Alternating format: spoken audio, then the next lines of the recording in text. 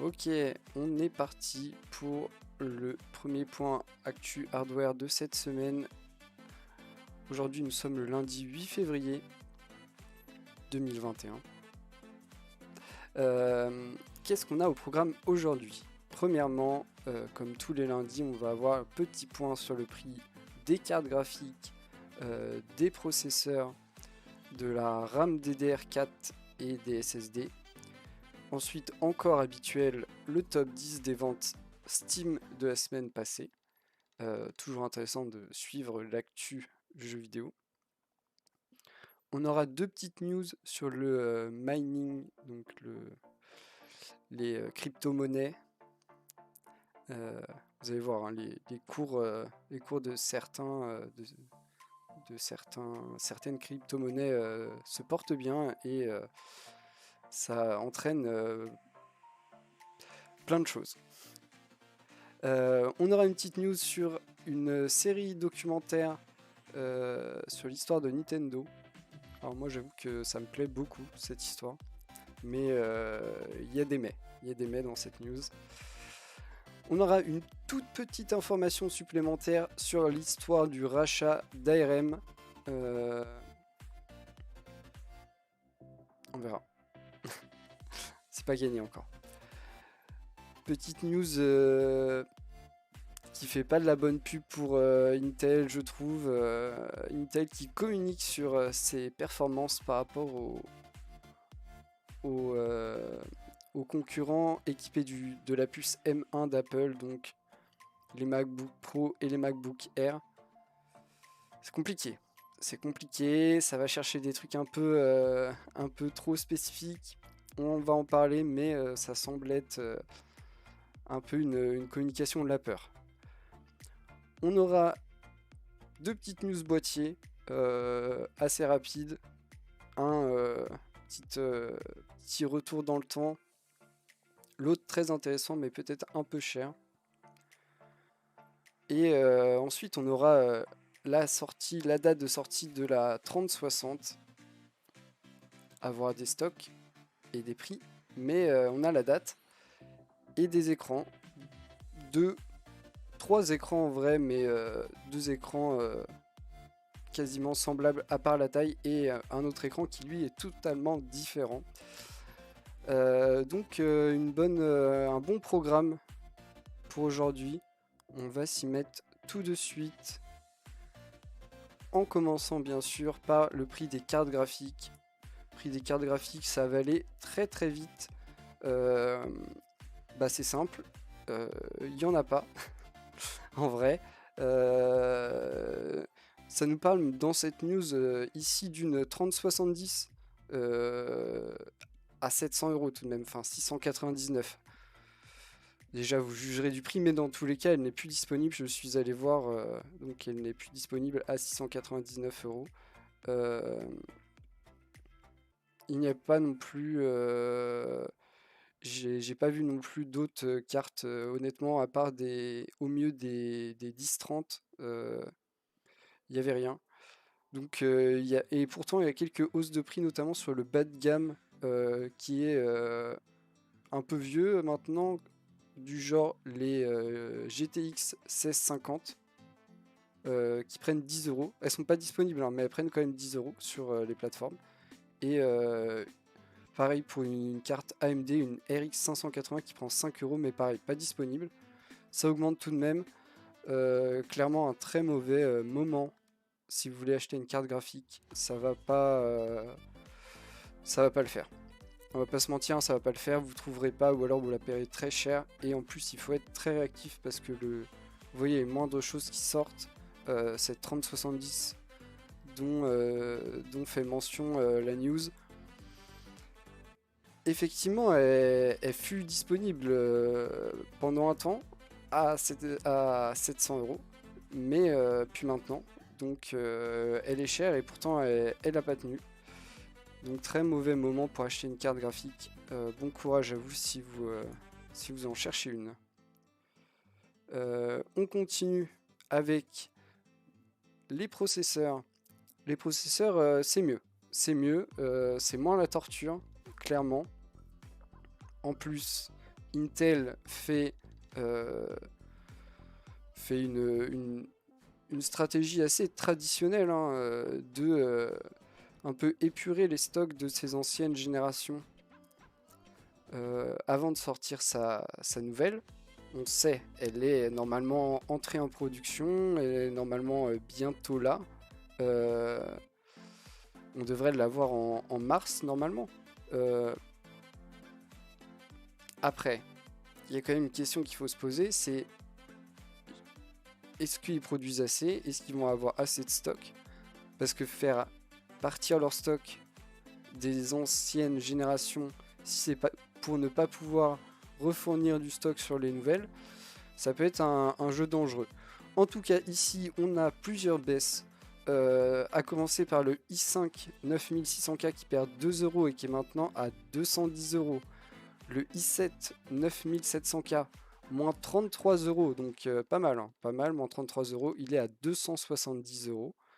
On a aussi le i9 9900K qui lui perd seulement 7 euros et qui se retrouve à 409 euros. On a le i5 10400F, donc le i5 le plus accessible de la 10e génération, qui perd 2 euros et qui se retrouve à 160 euros. Et on a le i5 10600K qui lui perd 48 euros, donc plutôt beaucoup. Et il se retrouve à 250 euros, ce qui en fait un prix plutôt attractif. Honnêtement, c'est plutôt intéressant à 250 euros ce genre de processeur. Donc des prix intéressants plus ou moins. On commence tout juste à brader la 9e génération.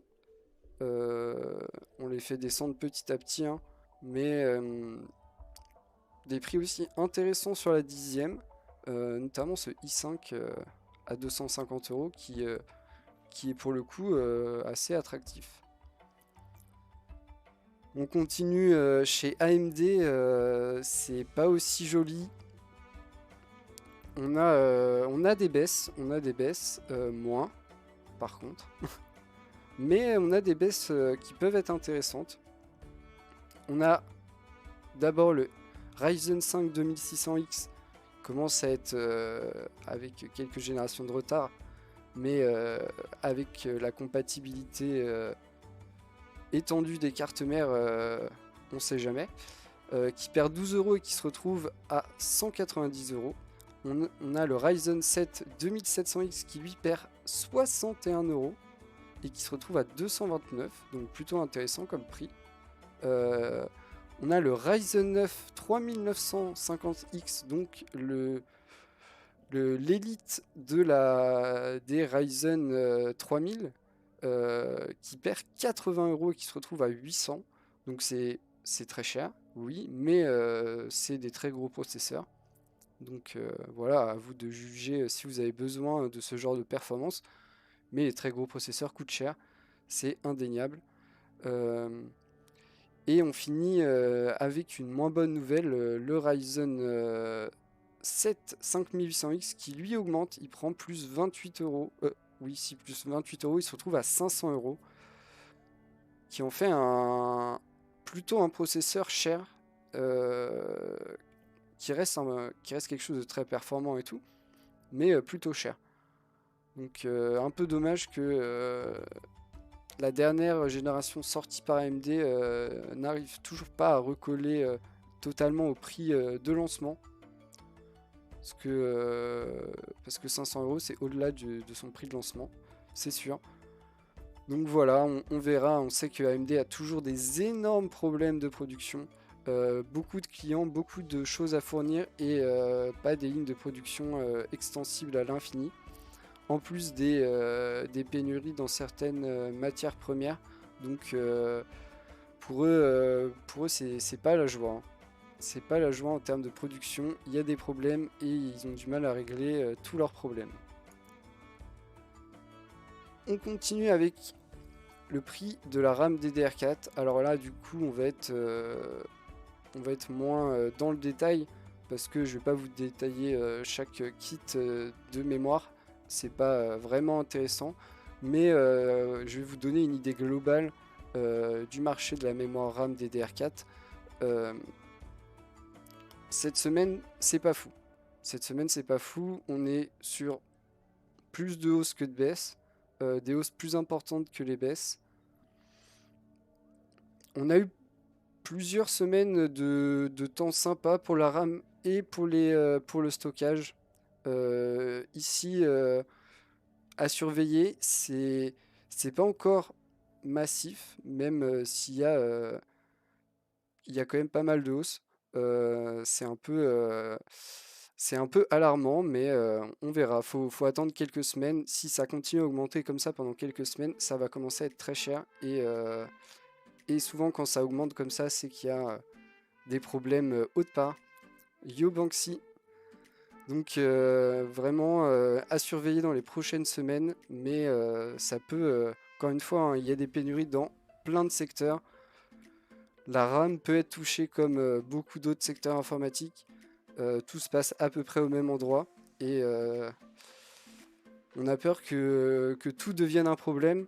Pour l'instant, il y a déjà les cartes graphiques qui sont introuvables. On espère que ce ne sera pas le cas pour la RAM. Mais en tout cas, ça augmente, donc à surveiller. Pour le stockage SSD, on est plus tranquille. On n'a pas vraiment de variation. On a toujours des prix qui sont plutôt intéressants. C'est toujours un bon moment pour acheter des SSD. C'est pareil, c'est à surveiller hein, d'une semaine à l'autre. Ça peut vite changer, sachant qu'en plus, la répercussion sur les prix peut être retardée ou avancée. Enfin, plein de choses bougent. Donc, faut suivre ça déjà semaine par semaine et ça nous donne une idée, mais en vrai, il faudrait voir au jour le jour. Euh, Actuellement, c'est plutôt bien. Vous pouvez toujours acheter des SSD sans avoir trop peur de les payer plus cher que ce que ça vaut. Et ce sera peut-être pas le cas la semaine prochaine, donc si jamais vous avez besoin, pensez-y. C'est plutôt sympa. On continue avec le top 10 des ventes Steam de la première semaine de février, du 1er au 7 février. Alors, est-ce qu'on a des nouveaux trucs? Oui, on a des nouveaux trucs. Alors, il y a des trucs que je connais et d'autres non.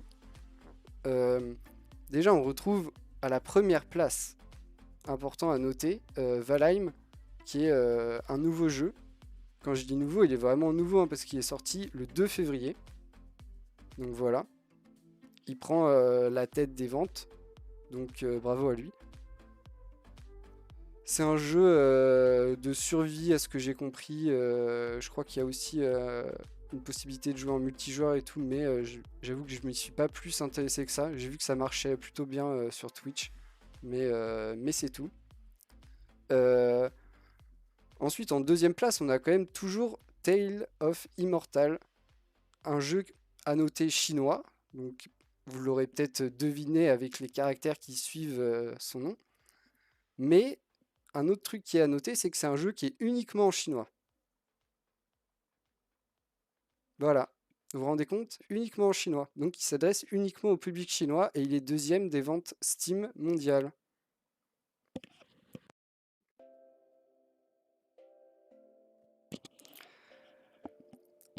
Donc voilà, enfin, vous pouvez y réfléchir. Vous pouvez y réfléchir par vous-même. Vous comprendrez les questions que je me suis posées. Mais oui, oui, il est deuxième. Il est deuxième et il est dans le top 3. Il était dans le top 3 déjà la semaine dernière. Donc juste trop fort. Juste trop fort, les types. Enfin, juste trop de gens aussi. Mais trop fort quand même. Trop fort quand même. On a sinon plein d'autres nouveaux, enfin plein. On a Nioh 2 The Complete Edition. J'imagine que c'est soit c'était pas encore disponible sur PC, soit c'est une édition refaite avec des trucs en plus. J'imagine.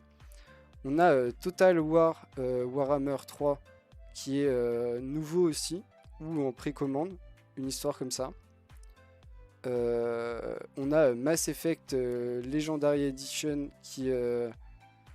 qui sort bientôt. Donc il arrive à être dans les tops des ventes en étant pas sorti. Bravo à lui. Et on a aussi Sekiro. C'est la GOTY Edition, donc elle doit être neuve, j'imagine, et souvent à des prix intéressants. Souvent les GOTY Editions sont à des prix plus attractifs et regroupent tous les DLC et tout. Donc ça peut être intéressant. Mais un top qui a bien changé, bonsoir Toxic, ça fait plaisir d'avoir des nouveaux noms dans le top. Et ça montre quand même que malgré toutes les mauvaises news sur Cyberpunk par exemple, l'univers du jeu vidéo se porte quand même bien. Il y a toujours encore et beaucoup de créations et des trucs bien, même parfois sortis par des plus petits studios. Et ça fait plaisir. Donc des trucs qui font envie. Moi personnellement, il y a Dyson Sphere Program qui me tente beaucoup. Je compte les jours avant de succomber à ce jeu. Mais ça va être fait à un moment parce que j'ai vu un petit peu et ça me plaît bien. Le principe me plaît bien. Donc voilà, si vous voulez avoir des idées de jeu, voilà le top des ventes. Et en général, si ça se vend bien, en général, c'est qu'il y a quand même du potentiel. On va pas dire tout le temps que c'est des bons jeux, mais c'est qu'il y a quand même du potentiel. Pour se retrouver dans le top 10 des ventes de la plus grosse plateforme de vente de jeux sur PC, c'est qu'il y a quand même, il doit y avoir quelque chose. On continue avec des news mining. Donc si vous suivez un peu les crypto-monnaies, vous savez que les cours de certaines crypto-monnaies s'affolent. Du coup, mining plus que jamais, quoi. Tout le monde veut sa part du gâteau, bien sûr. Ici, on nous parle de l'Iran qui aurait subi des coupures de courant en raison du mining intensif. Alors, bizarre l'Iran, mais en fait pas tant que ça. À noter que l'Iran est un des pays avec un internet relativement développé qui a un coût de l'électricité très très bas. Donc il s'avère que certains gros groupes, notamment asiatiques, voire chinois pour ne pas cibler qu'eux, y installent des fermes. Des fermes pour miner de la monnaie parce que c'est pas cher. Donc voilà, eux ils ont quand même des problèmes, des problèmes avec toute cette demande en électricité. Alors oui c'est pas cher, mais comme tout réseau électrique, il y a des limites. Et quand on atteint les limites, ça coupe. C'est pas nouveau, hein, c'est assez simple. Mais voilà, à noter par exemple qu'il y a 14 énormes fermes qui consommeraient l'équivalent d'une ville de 100 000 habitants. Donc les problèmes que ça peut poser. Visiblement, ils ont des séries 30 en Iran. Voilà, visiblement. Peut-être qu'elles viennent d'Asie, hein, mais ils ont dû mettre la main dessus hein, pour faire de la monnaie, de la crypto-monnaie. C'est la 6e destination mondiale des crypto-monnayeurs, enfin des mineurs de crypto-monnaie. Visiblement, ça plaît bien. Juste l'Iran, ils ont pas l'air méga chauds. Ils ont visiblement pas méga chaud. Donc à voir, ça peut être dangereux. L'Iran, c'est peut-être pas le pays le plus sécure du monde. Donc en tant que Français, faites attention à vous. On continue avec les mineurs. Mineurs qui s'en prennent à tous les stocks de RTX série 30 possibles. Et vu qu'il n'y en a plus de série de bureau, et ben, ils s'attaquent aux PC portables. Et oui, les PC portables qui sont sortis massivement équipés de puces mobiles Nvidia série 30. Donc, on fait avec ce qu'on a. Hein. Et les cours sont tellement hauts que ça reste très intéressant. À noter que les chiffres donnés ici sont faits à un instant T et que c'est des cours qui varient qui peuvent varier relativement vite et beaucoup. Donc oui, une pénurie sûrement causée en partie par les mineurs, ça, on est d'accord. Mais voilà, par exemple, l'Ethereum qui était à 1359 euros à l'heure où ils ont écrit la news. Donc voilà, j'imagine que quand on voit ces prix-là, on se dit que si ça tient, l'investissement est ultra rentable. Et ils ont raison, parce qu'avec 20 machines en RTX 3060, ils peuvent gagner 74 000 dollars par an. Ce qui est un revenu plutôt sympa. Après, à noter qu'il faut bien sûr rentabiliser la chose et que les cours se maintiennent. Je ne sais pas si dans ce calcul-là, les frais d'énergie, c'est-à-dire de l'électricité, est pris en compte. Mais voilà, hein, de toute façon, honnêtement, c'est pas vraiment étonnant parce que eux ils ont l'argent, et leur truc est au plus haut. Ils ont l'argent accessible, donc ils sont prêts à acheter n'importe quoi à n'importe quel prix, parce qu'ils voient quand même la rentabilité au bout d'un moment. Donc c'est pas vraiment étonnant, mais visiblement personne n'y avait trop pensé avant. Personne n'était face à une telle pénurie de cartes graphiques non plus, et ça, ça fait un stock de PC portable, quoi. Bon, par contre, je vous avoue qu'en termes de logistique, on est quand même bien moins pratique que avoir des cartes de bureau. Parce que vous voyez, on empile les PC portables et les chargeurs. Ça reste moyen, mais bon.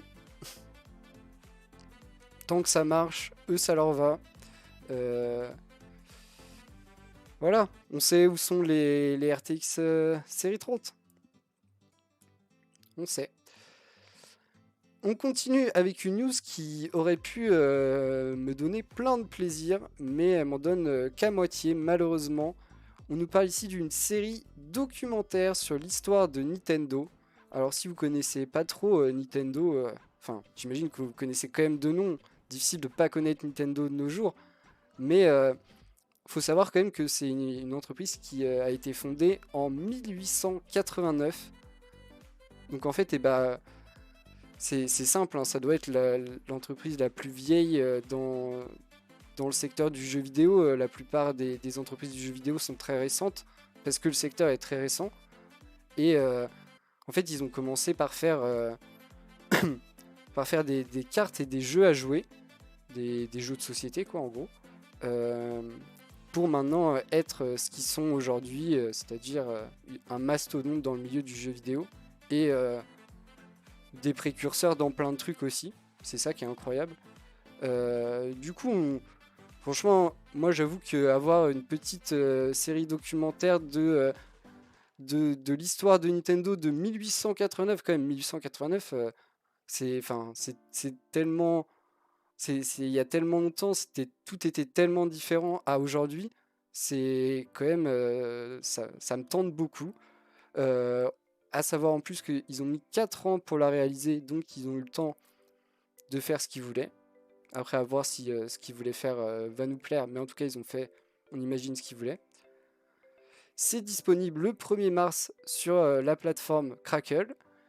Seul problème, c'est une plateforme qu'on n'a pas en France, et on nous annonce aucune disponibilité pour la France. Donc voilà, petite larme, petite tristesse. Vite que Netflix rachète les droits.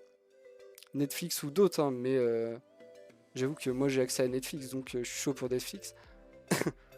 Mais franchement, j'aurais trop aimé. Je trouve ça trop intéressant. Et 1889, quoi. Juste ça, incroyable. Une entreprise du jeu vidéo qui a traversé le temps, les époques, et enfin une entreprise du jeu qui a traversé le temps et les époques. Ça donne envie d'en savoir plus. Malheureusement, pas tout de suite disponible pour nous. Vivement que ça le soit. 1er mars pour les gens qui ont accès à Crackle. Du coup, j'avoue que j'imagine que c'est disponible au Japon, forcément, Nintendo, mais je sais pas si c'est disponible autre que le Japon. Crackle, je connais pas du tout la plateforme. Ils auraient pu prendre une plateforme peut-être un peu plus mainstream. Dommage. On verra, mais ça débarquera sûrement d'une manière ou d'une autre. Vivement, j'ai envie de savoir. On continue avec une news très très rapide. J'en ai parlé déjà plein de fois. ARM qui se faisait racheter par Nvidia pour 40 milliards. Oui, vous entendez bien, milliards de dollars. Donc un truc toujours très compliqué parce que tout le monde veut racheter ARM mais personne n'a le droit parce que sinon monopole et du coup on se fait avoir en justice pour concurrence déloyale à l'infini. Et ici Nvidia n'est pas spécialement en bonne position même s'ils sont chauds pour payer parce qu'on a une enquête qui est ouverte de la part des autorités de régulation de la concurrence européenne et britannique sur est-ce que justement ça va créer un monopole, est-ce que du coup ça va leur permettre d'être les boss et d'imposer leurs lois. Donc ils vont enquêter, ils vont dire. Donc voilà, hein, c'est quand même une histoire compliquée pour quelque chose que tout le monde veut. C'est ça aussi l'histoire, c'est que ça fait envie à tout le monde, même si tout le monde n'a pas 40 milliards. Attention, hein, il y a quand même plusieurs entreprises qui ont les 40 milliards. Hein. Sachant que c'est pas 40 milliards cash, hein, ne rêvez pas non plus. Euh, mais tout le monde a des problèmes pour le racheter et pas créer un monopole. Ou alors il faudrait que ça soit racheté par un gros groupe qui n'a rien à voir avec l'informatique et c'est encore compliqué. Du coup, il va y avoir une enquête. On ne sait pas trop. Ça reste assez subjectif. Euh, moi j'ai du mal à mettre vraiment des faits derrière tout ça. Parce que, en vrai, j'imagine qu'en théorie, tout le monde peut derrière créer un monopole, sachant que, enfin, sachant que ARM, ils sont chefs en leur secteur, quoi. Donc, à voir si ça passera ou pas. En tout cas, dans tous les cas, ça reste un bon achat si ça passe, une grosse déception pour Nvidia si ça passe pas. Mais fallait essayer, hein. Vraiment, tout le monde a envie de l'avoir sous le coude, cette boîte. C'est un peu ce que tout le monde imagine comme une partie de l'avenir de l'informatique. Donc on verra. Mais j'imagine qu'Nvidia y croit toujours. Maintenant, c'est entre les mains de la justice, ce sera à eux de trancher. On continue avec de la communication mauvaise de la part d'Intel. On va appeler ça comme ça, en tout cas c'est mon point de vue. Intel qui a fait un communiqué en disant vraiment ouvertement qu'ils étaient plus ou moins meilleurs que les, les ordinateurs équipés de la puce M1 d'Apple, c'est-à-dire les nouveaux MacBook Pro et les nouveaux MacBook Air. La puce M1 qui est une puce maison d'Apple. Et ils sont arrivés en mode voilà, on fait des trucs mieux. Alors attention, hein, notez bien les mots, on fait des trucs mieux, on fait pas tout mieux, on fait des trucs mieux. Et ils sont arrivés avec leurs beaux graphiques comme vous savez bien, on peut faire un peu ce qu'on veut avec les graphiques si on sait ce qu'on veut mettre en valeur ou pas. Euh, ils nous ont montré un beau plus 30% de performance en plus sur Chrome. Ok, très bien. Pourquoi pas. Des meilleures performances sur Microsoft 365. Ok. Euh, des meilleures performances aussi sur l'export de PDF depuis PowerPoint. Ok, ça peut être pas mal. Pourquoi pas. Des meilleures performances sur l'organisation d'un album sur Google Chrome. Vous voyez, c'est à chaque fois des trucs très spécifiques, mais c'est sûr que quand on met ça en joli graphique avec des bâtons, attendez, je vais vous montrer, et ben on peut faire dire un peu ce qu'on veut aux chiffres.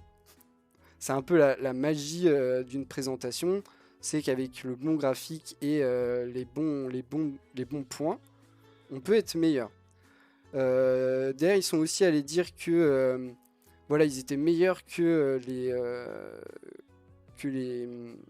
les appareils équipés de la puce M1 d'Apple sur le jeu, en montrant des tests sur des jeux qui ne sont pas compatibles sur macOS. Donc un peu dommage. Encore une fois, un peu dommage. Parce qu'il existe des jeux qui sont compatibles macOS et Windows. Donc ils auraient pu prendre des jeux qui marchent sur les deux. Mais ils ont décidé de ne pas le faire. Allez savoir pourquoi. Et derrière, ils sont allés chercher le petit test d'autonomie qui met bien. Sauf que à ce moment-là, petite magouille, et on ne sait pas si on lit pas les détails, mais ils ont changé de modèle. Jusqu'à maintenant, ils comparaient à l'ordinateur ultime d'Apple, c'est-à-dire le MacBook Pro. Et pour l'autonomie, ils sont allés chercher le MacBook Air. Pourquoi? Parce que la batterie du MacBook Air est moins grosse que celle du MacBook Pro. Donc l'autonomie est plus faible. Et du coup, il y a un écart de 6 minutes entre le Intel et le MacBook Air. Donc voilà, encore une fois, ils ont fait une communication en mettant leurs points forts en valeur. C'est toujours un peu piégeux parce que effectivement, quand on va voir les détails, on sait que c'est sur des points qui sont parfois avec plus ou moins d'intérêt. Je vais pas vous mentir. Peut-être que par exemple l'export de PDF depuis PowerPoint est très utilisé par certains, mais l'organisation d'un album sur Google Chrome, je sais pas, hein, je sous-estime peut-être l'outil, mais je vous avoue que moi j'ai jamais organisé un album sur Google Chrome, donc voilà. Je suis peut-être pas l'utilisateur cible. Mais on peut faire dire un peu ce qu'on veut. Ils ont un peu été maladroits. Ils ont été interrogés par la suite par des journalistes en leur disant... Enfin, les journalistes leur ont dit, mais du coup, nous, on a regardé vos trucs et en fait, vous avez juste un peu peur de ce que fait Apple avec ses appareils équipés de la puce M1. Et ils ont plus ou moins dit que effectivement, ça les rassurait pas. Sachant que déjà, dans les processeurs de bureau, c'est pas la folie non plus. La 11e génération fait pas rêver les foules. Donc c'est un peu la communication de la peur. Et ça s'est un peu trop senti en fait. C'est pas une mauvaise idée de communiquer quand on a peur. Mais là, on a un peu trop senti la peur dans leur communication et un peu les attaques pour se dédouaner. Mais en vrai, si un public novice et néophyte voit ça et peut se dire que effectivement du coup les processeurs Intel sont meilleurs. À noter que c'est bien sûr des i7 qui ont été testés, hein, pas des i3 ni des i5. On teste le meilleur, bien sûr. Donc quelqu'un qui n'a pas les bases peut se dire c'est cool. En fait, non, c'est de la triche. Mais on peut faire dire ce qu'on veut à un graphique, hein, si on sait manier les chiffres, on peut faire dire ce qu'on veut à un graphique. Donc toujours lire les petits détails, les petites lignes qui vous permettent de savoir exactement ce qui a été testé et dans quelles conditions. Pareil, hein, le petit changement de MacBook passer du Pro au R pour gagner le test d'autonomie. C'est de la triche. Hein. C'est de la triche. Bref. On continue avec des boîtiers. On commence avec ce boîtier-là. Alors, il date de 2013 ce boîtier, donc ne jugez pas. En vrai, pour un boîtier de 2013, je trouve qu'il est ok. Juste pour dire qu'il va être réédité. C'est une marque japonaise. Alors du coup, je sais pas comment ça se prononce. Ça s'écrit AB2E, donc AB, je sais pas. Et du coup, il va être réédité. J'ai pas trop compris. J'ai pas trop compris cette news, mais ça m'a fait rire de me dire que on reprend déjà des anciens designs pour juste les refaire. Enfin, on les réédite, quoi. On s'en inspire même pas pour en faire des nouveaux. On le prend et on le réédite. des designs qui ont seulement 8 ans, ça me fait rire un peu. Mais en vrai, il est plutôt ok, hein, je le trouve plutôt ok. Il va peut-être être un peu retravaillé, je ne sais pas. Au moins à l'intérieur pour être compatible avec les standards de nos jours.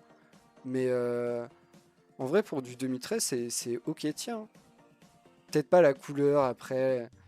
J'avoue que ce serait pas la couleur que j'aurais choisi. Quitte à prendre du bleu, j'aurais pris du bleu un peu plus sombre. Euh, Pas du turquoise, mais ça, les goûts et les couleurs, c'est chacun les siens. Mais non, en vrai, je trouve que c'est ok. Mais je trouve ça quand même marrant l'histoire de rééditer des anciens modèles. À savoir que l'entreprise qui fabriquait ce modèle n'existe plus. Et c'est pour ça que je trouve ça marrant. C'est un peu un hommage. Et du coup, je sais pas qui va le rééditer. Mais on verra. Et je connaissais pas du tout la marque non plus. Mais bon, je suis peut-être pas assez vieux. Je sais pas.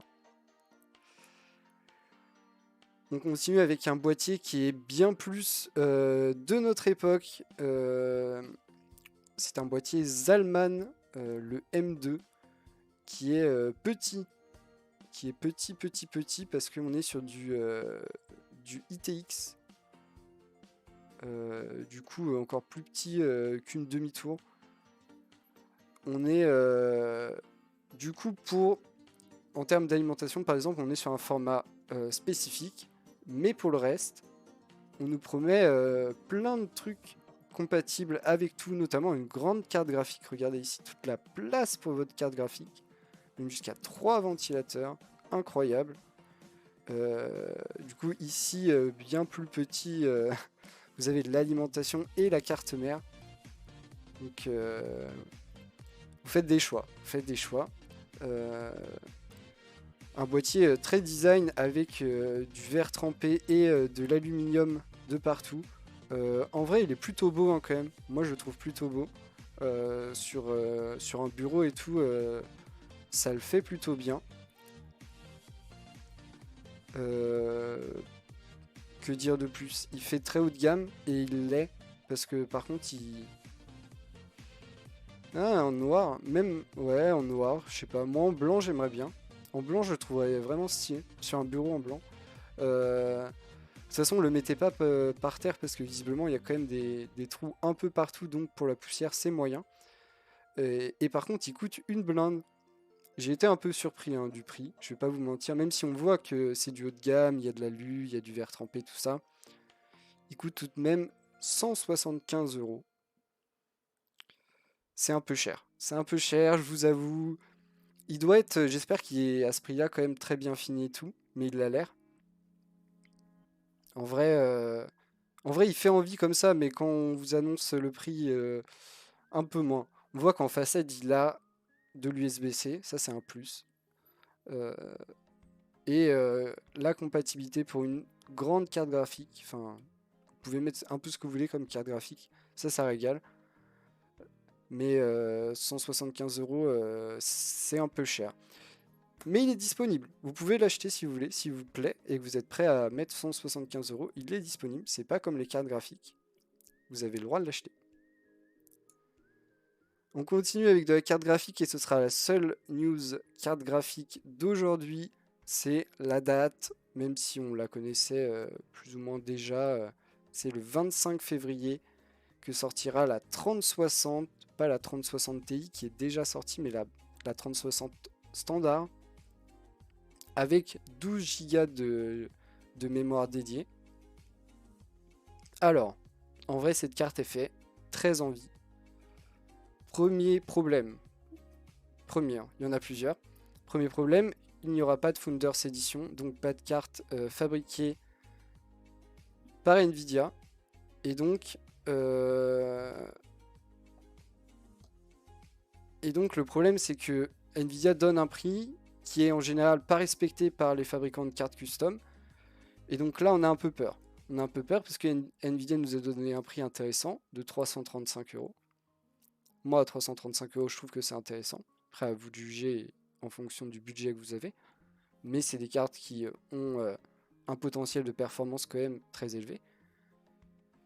Ensuite, vu qu'on sait qu'il n'y aura pas de Founders Edition, les fabricants de cartes custom peuvent très bien arriver et dire il n'y a pas un modèle avant 500 euros, s'ils veulent.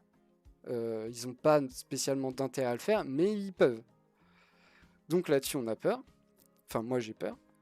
Même si je compte pas en acheter une directe, je me dis que si je comptais, j'aurais peur. Et deuxième problème, c'est qu'on a zéro idée de la quantité disponible à la sortie. On a vu les problèmes sur les cartes graphiques actuellement, il n'y en a juste pas de disponibles. Sur des modèles qui sont sortis il y a déjà quelques temps. On a vu les problèmes d'AMD pour tenir une production élevée.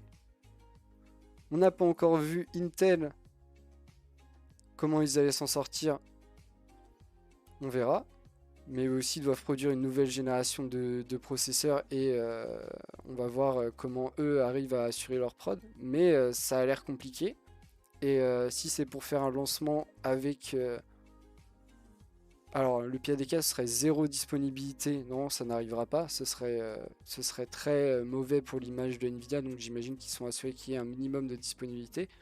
Mais si c'est une petite quantité qui part en moins de 10 minutes,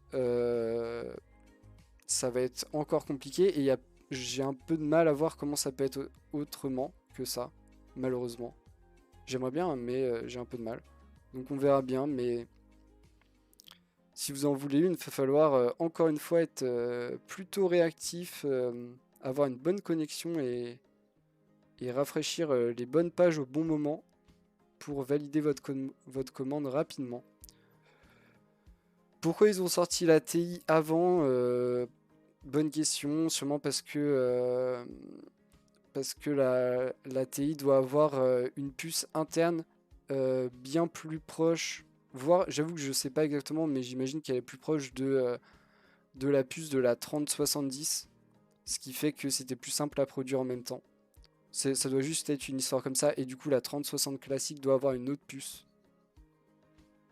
Ça, je suis à peu près, je suis à peu près sûr de cette info.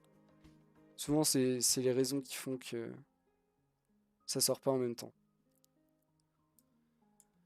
On finit avec des écrans.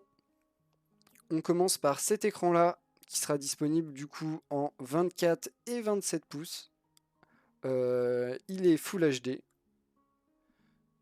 Il va jusqu'à 165 Hz, donc on imagine du 144 Hz overclocké. On a une dalle IPS. On nous annonce jusqu'à 0,8 millisecondes de temps de réponse. Il ira vite. 0,8 peut-être pas, mais il ira vite. On a le hub USB. Ça, c'est toujours un plus. On a un pied qui a l'air réglable. En tout d'ailleurs. En rotation, en inclinaison. Qui a l'air de pouvoir être mis en mode portrait. Yo Kid Cash. Donc ça a l'air plutôt pas mal. On n'a pas de prix, malheureusement. J'avoue que moi, ce truc-là, en 24 pouces, à un prix décent, pourquoi pas. Il est assez sobre, classique, il est borderless sur 3 bords, ce qui se fait actuellement. Il est prêt pour le gaming. Faut voir le prix, mais... et le petit plus de ce pied qui est du coup totalement modulable, réglable et tout, moi ça me plaît beaucoup. Moi je suis quelqu'un qui aime qu'on lui donne des possibilités, mais je trouve que l'idée d'avoir... et surtout en plus l'idée de pouvoir le mettre en mode portrait, ça c'est bien. Réglable en hauteur et le mode portrait, ça c'est l'avenir, moi je vous le dis. Donc bien intéressant. J'attendrai d'avoir le prix, mais, vraiment petit comme ça en 24 pouces à 165 Hz pour jouer à Trackmania. Bien chaud, bien chaud, bien chaud. On finit avec un écran. On n'est pas dans les mêmes genres d'écran. Je vous le dis tout de suite. Là où je me suis dit avant, voilà, ça m'intéresse, peut-être qu'il y a un monde où je pourrais l'acheter. Celui-là, non, parce que celui-là, il est à 1150 € déjà. On est sur un gros 49 pouces en 32 neuvième, donc ultra ultra large. Euh, Résolution 1440p, ça va jusqu'à 120 Hz, 1 milliseconde. C'est plutôt joli, hein, ça fait plutôt envie. Est-ce que la vidéo marche? La vidéo marche, incroyable. On va voir l'écran tout de suite. C'est juste gigantesque, hein, c'est les écrans cockpit comme le Odyssey G9. Yoseja. Franchement, pour certains trucs, c'est nul. Enfin, c'est nul. C'est pas adapté. Pour certains trucs, ça doit être génial. Notamment pour du jeu de voiture ou, je sais pas, du jeu de vaisseaux spatiaux ou genre de trucs. Ça doit être incroyable. Mais à noter quand même que la plupart des contenus ne sont pas adaptés pour ce genre de format. On parle quand même de 32 neuvième. C'est immense, hein. C'est immense.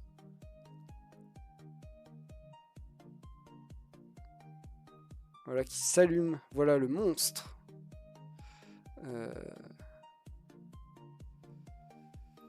parce que...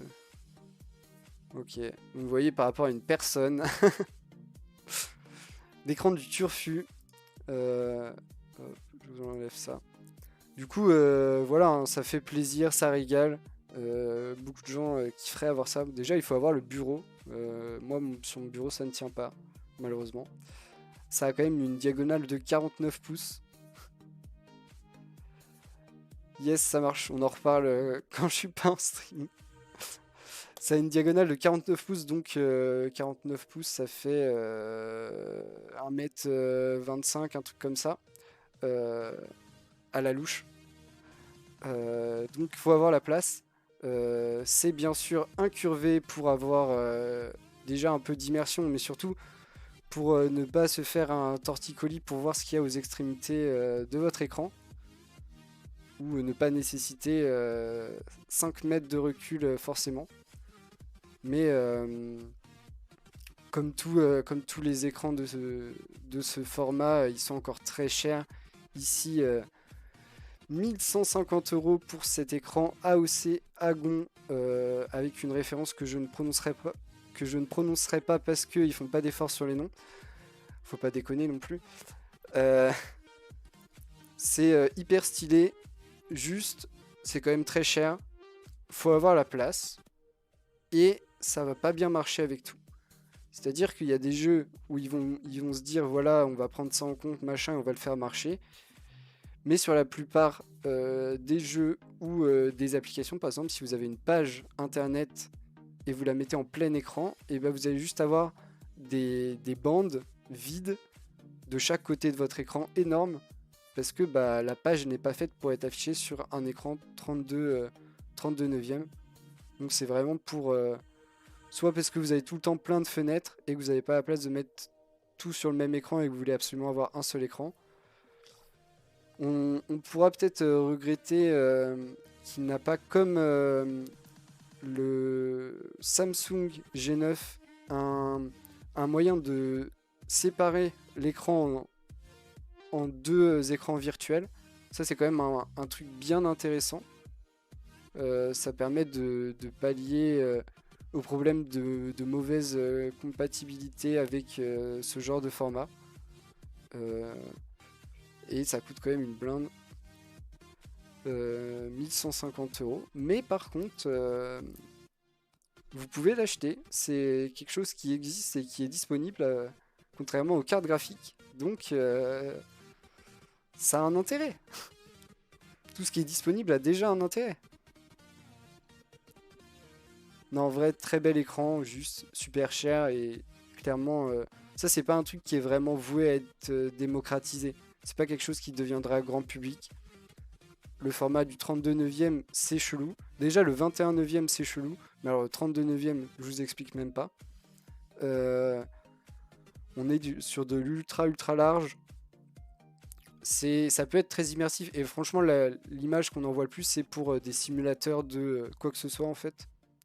Parce que là, du coup, ça prend un intérêt de ouf. Mais dans l'utilisation de la vie de tous les jours, je vous dis, même moi, si on me met. Alors déjà, j'ai pas la place, mais si on me dit, voilà, tu utilises ça à la place de tes deux écrans et que tu as un bureau avec la place, et bah, je pense que